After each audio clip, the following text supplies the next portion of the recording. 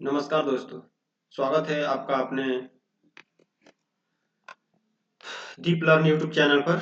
तो आज हम करने वाले हैं सोशल साइंस के स्टेट नंबर 2, जो कि सीटेट 6 to 8 के लिए है। तो पहला जो है सेट हो चुका है, तो हम उसका जो है लिंक डाल देंगे, उसमें डिस्क्रिप्शन में डाल देंगे, आप देख सकते हैं उसमें जाकर। तो चलिए दूसरा नंबर वाला स्टार्ट करते हैं। तो सबसे पहला क्वेश्चन है हिस्ट्री से कि सिंधु सभ्यता का सबसे बड़ा नगर कौन सा है। तो सिंधु सभ्यता का सबसे बड़ा नगर जो है, इसका आंसर हो जाएगा answer B, Mohenjodaro. Question number 2, Tripitaka किस धर्म से संबंधित है।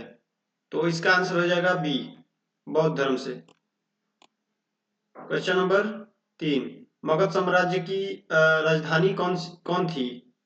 तो मगध साम्राज्य की राजधानी जो है पाटलिपुत्र, आंसर ए। अशोक ने किस युद्ध के बाद बौद्ध धर्म अपनाया था। तो इसका आंसर हो जाएगा बी, कलिंग युद्ध के बाद। क्वेश्चन नंबर 5, गुप्त काल को किस क्षेत्र का स्वर्ण युग कहा जाता है। तो इसका आंसर हो जाएगा बी, विज्ञान व कला। क्वेश्चन नंबर 3, कुतुब मीनार का निर्माण पूरा किसने कराया। तो इसका आंसर हो जाएगा B, Iltutmish. Question number 7, Khilji वंश का सबसे शक्तिशाली शासक कौन था। तो खिलजी वंश का सबसे शक्तिशाली शासक जो है अलाउद्दीन था। क्वेश्चन नंबर 8, मुगल वंश की स्थापना किसने की। तो मुगल वंश की स्थापना आंसर बी, बाबर ने की थी। अकबर का राजस्व मंत्री कौन था। तो अकबर का राजस्व मंत्री टोडरमल था। आंसर नंबर क्वेश्चन नंबर 10, 1857 के विद्रोह के समय भारत का गवर्नर जनरल कौन था। तो इसका आंसर हो जाएगा B, Lord Canning. Question number 11, Jhansi की रानी किस विद्रोह से जुड़ी थी। तो इसका आंसर हो जाएगा ए, 1857 की क्रांति से। क्वेश्चन नंबर 12, स्वामी विवेकानंद ने किस सभा में भाषण दिया था। तो स्वामी विवेकानंद ने शिकागो शिकागो में जो है भाषण दिया था। क्वेश्चन नंबर 13, कांग्रेस की स्थापना कब हुई थी। तो इसका आंसर हो जाएगा ए, 1885 में। बंग भंग कब हुआ था। तो बंग भंग जो है 1905 में हुआ था। क्वेश्चन नंबर ए, आंसर जो है ए। भारत छोड़ो आंदोलन किस वर्ष हुआ। तो भारत छोड़ो आंदोलन 1942 में। क्वेश्चन नंबर 16, करो या मरो का नारा किसने दिया था। तो इसका आंसर हो जाएगा बी, गांधी ने दिया था, महात्मा गांधी। क्वेश्चन नंबर 17, सुभाष चंद्र बोस ने आजाद हिंद फौज कब बनाई थी। तो इसका आंसर हो जाएगा सी, 1943 में। भारत को स्वतंत्रता कब मिली थी।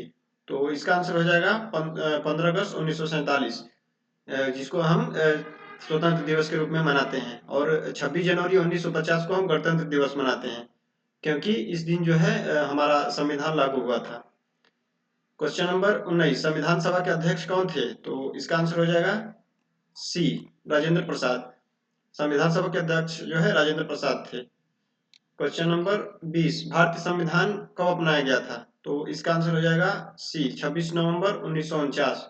26 नवंबर 1949 को जो है संविधान अपनाया गया था, और इसको जो है भारत में 26 जनवरी 1950 को लागू कर दिया गया था। सिंधु सभ्यता में पक्की ईंटों का प्रयोग क्यों था। तो इसका आंसर हो जाएगा बी, मजबूती के लिए। वेदों की संख्या कितनी होती है। तो इसका आंसर हो जाएगा सी, 4, जिसमें आता है ऋग्वेद, अथर्ववेद, यजुर्वेद और सामवेद। क्वेश्चन नंबर 23, रामायण के रचयिता कौन थे। तो इसका आंसर हो जाएगा बी, वाल्मीकि। महाभारत के रचयिता कौन माने जाते हैं। महाभारत को जो है बनाने वाले, तो ये थे Ved Vyas. Answer question number 25, Ashok ने शिलालेख जो है किस भाषा में, अशोक का शिलालेख जो है किस भाषा में है। तो इसका आंसर हो जाएगा बी, प्राकृत भाषा में। अब देख लेते हैं ज्योग्राफी से क्वेश्चन। तो ज्योग्राफी से है कि पृथ्वी का सबसे बड़ा महासागर कौन सा है। तो इसका आंसर हो जाएगा सी, प्रशांत महासागर। कर्क रेखा जो है भारत के कितने राज्यों से होकर गुजरती है। तो इसका नंबर हो जाए, इसका आंसर हो जाएगा सी, 8 नंबर, जिस पर बहुत सारे जो है बनाया भी गया है कि मित्र पर गमछा झाड़ी, ये सब। तो 8 जो है कर्क रेखा भारत में जो है गुजरती है 8 राज्यों से होकर। क्वेश्चन नंबर 28, भारत की सबसे लंबी नदी कौन सी है? तो भारत की सबसे लंबी नदी जो है गंगा को माना जाता है। Answer number B. Question number 19, monsoon किस प्रकार की होती है? तो मानसून जो है मौसमी प्रकार की होती है। Answer number D. Question number 30, काली मिट्टी किस फसल के लिए उपयुक्त है? तो इसका आंसर हो जाएगा सी, कपास के लिए। देखते हैं अगला क्वेश्चन, भारत का सबसे बड़ा पठार कौन सा है? तो इसका आंसर हो जाएगा बी, दक्कन का पठार। भूमध्य रेखा किसे दो भागों में बांटती है? तो इसका आंसर हो जाएगा सी, पृथ्वी को। लाल मिट्टी किस रंग जो है लाल मिट्टी का रंग किस कारण होता है? तो इसका आंसर हो जाएगा बी, लोहा के कारण। भारत का सबसे ऊंचा पर्वत शिखर कौन सा है? तो भारत का सबसे ऊंचा पर्वत शिखर जो है कंचनजंगा है। क्वेश्चन जो है option number B.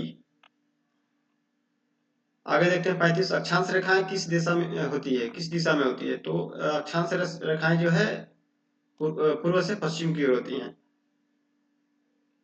Question number 36, देशांतर रेखाएं किसे मापती है? तो देशांतर रेखाएं जो है समय को मापती है। Question number option number B. आगे देखते हैं, भारत का सबसे बड़ा राज्य क्षेत्रफल की दृष्टि से कौन सा है? तो इसका आंसर हो जाएगा सी, राजस्थान। राजस्थान जो है क्षेत्रफल की दृष्टि से सबसे बड़ा राज्य है, और यूपी है, उत्तर प्रदेश, जो जनसंख्या की दृष्टि से सबसे बड़ा राज्य है। क्वेश्चन नंबर 38, ग्लोब किसका मॉडल है? तो इसका आंसर हो जाएगा सी, पृथ्वी का मॉडल है ग्लोब। वायुमंडल की सबसे निचली परत कौन सी है? तो वायुमंडल की सबसे निचली परत जो है क्षोभ मंडल है, जो कि इसके बाद आता है, ये फर्स्ट नंबर पर हो गया। उसके बाद आता है समताप मंडल, उसके बाद आता है मध्यमंडल, मध्यमंडल के बाद आता है बाह्यमंडल, उसके बाद बहिर्मंडल। तो इसका आंसर हो जाएगा बी। क्वेश्चन नंबर 40, वर्षा मापने का यंत्र क्या कहलाता है?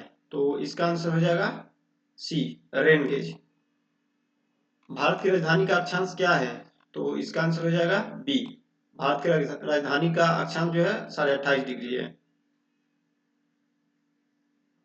चक्रवात कहाँ बनते हैं? तो चक्रवात जो है समुद्र पर बनते हैं। Option number C. प्राकृतिक वनस्पति किस पर निर्भर करती है? तो इसका आंसर हो जाएगा बी, प्राकृतिक वनस्पति जो है जलवायु पर निर्भर करती है। शंकुधारी वन कहाँ पाए जाते हैं? तो इसका आंसर हो जाएगा सी, शीत में। उसके बाद देखते हैं 45 नंबर का, भारत में सबसे बड़ा सॉरी भारत में सबसे अधिक वर्षा कहाँ होती है? तो इसका आंसर हो जाएगा बी, चेरापूंजी में। डेल्टा किस नदी का बनता है? तो इसका आंसर हो जाएगा सी, मैदानी नदी का जो है डेल्टा बनता है। तो जल चक्र में वाष्पीकरण किससे होता है?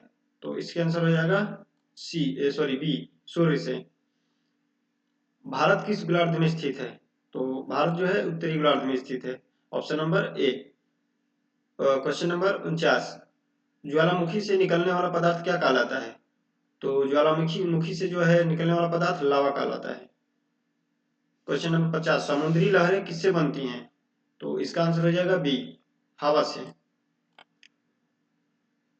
अब देखते हैं सिविक्स से, लोकतंत्र का अर्थ क्या कहलाता है? तो लोकतंत्र का अर्थ मतलब जनता का शासन। भारत का संविधान जो है कब लागू हुआ था? तो इसका आंसर हो जाएगा बी, 26 जनवरी 1950। संविधान का संरक्षक कौन है? तो इसका हो जाएगा सी, सुप्रीम कोर्ट, सर्वोच्च न्यायालय। मौलिक अधिकार किस भाग में है? तो इसका आंसर हो जाएगा बी, भाग 3 में। मौलिक अधिकारों की संख्या कितनी है? तो इसका आंसर बी, मौलिक अधिकार जो है हमारा पूरा 6 है। संसद के कितने सदन होते हैं? तो संसद के जो है 2 सदन होते हैं। लोकसभा का सदस्य बनने की न्यूनतम आयु क्या कहलाता है? लोकसभा का सदस्य बनने की न्यूनतम आयु जो है 25 वर्ष माना गया है। राज्यसभा का सदस्य बनने की न्यूनतम आयु क्या कहलाता है? राज्यसभा का सदस्य बनने की न्यूनतम आयु जो है 30 वर्ष होती है। Question option number B. Panchayat Raj किस स्तर का शासन होता है? तो पंचायत राज जो है स्थानीय स्तर का शासन है। ग्राम पंचायत का प्रमुख कौन होता है? तो ग्राम पंचायत का प्रमुख जो है बी प्रधान होता है। चुनाव आयोग किस प्रकार का निकाय है? तो चुनाव आयोग जो है संवैधानिक प्रकार का निकाय है। Question answer option number B. राष्ट्रपति का कार्यकाल कितने वर्ष का होता है? तो इसका आंसर बी 5 वर्ष का होता है। प्रधानमंत्री की नियुक्ति कौन करता है? तो इसका आंसर हो जाएगा बी राष्ट्रपति करता है। कानून कौन बनाता है? तो इसका आंसर हो जाएगा सी विधायिका। और उसके बाद भारत का सर्वोच्च न्यायालय कहाँ है? तो भारत का सर्वोच्च न्यायालय जो है दिल्ली में है। Answer option number B. संघ व्यवस्था का अर्थ क्या कहलाता है? तो संघ व्यवस्था का अर्थ जो है 2 स्तर की सरकार को कहते हैं हम। मौलिक कर्तव्य किस भाग में है? तो मौलिक कर्तव्य जो है भाग 4A में है। ऑप्शन नंबर सी। भारत को गणराज्य कब घोषित किया गया? तो इसका आंसर हो जाएगा बी 26 जनवरी 1950। नगर निगम का प्रमुख कौन होता है? तो इसका आंसर हो जाएगा बी मेयर। विधानसभा के सदस्य कहलाते हैं ऑप्शन नंबर बी विधायक। भारत में एकल नागरिकता है या दोहरी? तो भारत में जो है एकल नागरिकता है। Option number B. लोकतंत्र की सबसे बड़ी विशेषता क्या है? तो इसका आंसर हो जाएगा बी जनता की भागीदारी। न्यायपालिका का मुख्य कार्य क्या है? तो जो है न्यायपालिका का मुख्य कार्य है न्याय देना। Option number C. राष्ट्रपति को शपथ कौन दिलाता है? तो इसका आंसर हो जाएगा सी मुख्य न्यायाधीश। भारत के प्रथम राष्ट्रपति कौन थे? तो इसका आंसर हो जाएगा सी डॉक्टर राजेंद्र प्रसाद। अर्थव्यवस्था अर्थशास्त्र किसका अध्ययन करता है? तो इसका आंसर हो जाएगा सी मानव की आवश्यकताओं को। प्राथमिक क्षेत्र का उदाहरण क्या कहलाता है? तो इसका आंसर हो जाएगा सी कृषि। द्वितीय क्षेत्र का उदाहरण? तो इसका आंसर हो जाएगा सी कारखाना। तृतीय क्षेत्र क्या प्रदान करता है? तो तृतीय क्षेत्र जो है सेवाएं प्रदान करता है। Option number B. बेरोजगारी का अर्थ क्या कहलाता है? तो बेरोजगारी का अर्थ होता है काम न मिलना, इसको हम बेरोजगारी बोल सकते हैं। गरीबी रेखा किस आधार पर तय होती है? तो इसका आंसर हो जाएगा ए आय पर। 82वां क्वेश्चन देखते हैं। राष्ट्रीय आय क्या दर्शाती है? तो राष्ट्रीय आय जो है कुल उत्पादन दर्शाती है। सहकारी समिति का उद्देश्य क्या कहलाता है? तो सहकारी समिति का उद्देश्य क्या है? तो सहकारी समिति का उद्देश्य जो है ऑप्शन नंबर बी सेवा है। बाजार का सही अर्थ क्या है? तो बाजार का सही अर्थ जो है खरीदार विक्रेता का संबंध, जिसे हम बाजार बोल सकते हैं। जनसंख्या वृद्धि से क्या बढ़ता है? तो जनसंख्या वृद्धि से गरीबी बढ़ती है। भारत की अर्थव्यवस्था कैसी है? तो भारत की अर्थव्यवस्था जो है मिश्रित है। ऑप्शन नंबर सी। मानव विकास सूचकांक में क्या शामिल है? तो इसका आंसर हो जाएगा डी सभी, जो कि इसमें आय शिक्षा और स्वास्थ्य जो है सभी शामिल है। 88वां क्वेश्चन। बैंक किस क्षेत्र में आता है? तो बैंक जो है तृतीय क्षेत्र में आता है, जो कि सेवा कहलाता है। तो उत्पादन का मुख्य उद्देश्य क्या है? उत्पादन का मुख्य उद्देश्य ऑप्शन नंबर बी लाभ है।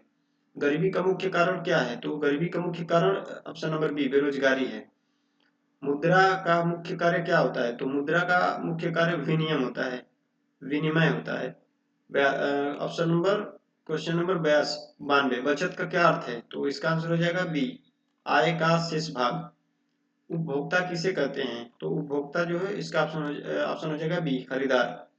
खरीदार को हम उपभोक्ता बोलते हैं। क्वेश्चन नंबर 94 विकास का क्या अर्थ है? तो विकास का अर्थ जो है जीवन स्तर में सुधार को हम विकास बोल सकते हैं। रोजगार किससे जुड़ा है? तो रोजगार जो है उत्पादन सेवा और कार्य कार्य तीनों से मिलकर जो है रोजगार, जिससे हम इसका आंसर हो जाएगा डी सभी। सरकार कर क्यों लगाती है? तो इसका आंसर हो जाएगा बी आय के लिए। सार्वजनिक क्षेत्र का उद्देश्य क्या है? तो सार्वजनिक क्षेत्र का उद्देश्य जो है ऑप्शन नंबर बी सेवा। निजी क्षेत्र का उद्देश्य क्या है? तो निजी क्षेत्र का उद्देश्य ऑप्शन नंबर सी लाभ। 99 क्वेश्चन। आर्थिक असमानता किससे बढ़ती है? तो इसका आंसर हो जाएगा बी आय का असमान वितरण। भारत में योजना आयोग की जगह किसने ली? तो योजना आयोग के बाद जो है क्या आया? तो इस योजना आयोग के बाद जो है नीति आयोग आया। तो इसका ऑप्शन हो जाएगा ए नीति आयोग। तो आज के लिए जो है आज का भी 100 क्वेश्चन का सेट जो है रेडी हो चुका है। तो दूसरा अगर आप इससे पहले भी एक हो चुका है उसका देखना चाहते हैं तो आप मैं मतलब डिस्क्रिप्शन में डाल दूंगा, वहाँ जाएंगे, नहीं तो मेरे चैनल पर जाएंगे, उसके बाद जो है प्लेलिस्ट मिलेगा सीटेट 2026, उसमें वो भी क्वेश्चन मिले, वो भी जो है सेट आपको मिलेगा। तो अगर वीडियो आपको अच्छा लगा हो तो लाइक जरूर कीजिएगा और चैनल को सब्सक्राइब जरूर कीजिएगा। तो फिर मिलते हैं तीसरा सेट में। तो तक अब तक जो है 2 सेट हो चुका है, एक कल हुआ और एक आज। तो अगली सेट के लिए हम जो है कल मिलेंगे फिर। तो आज के लिए बस इतना ही, धन्यवाद।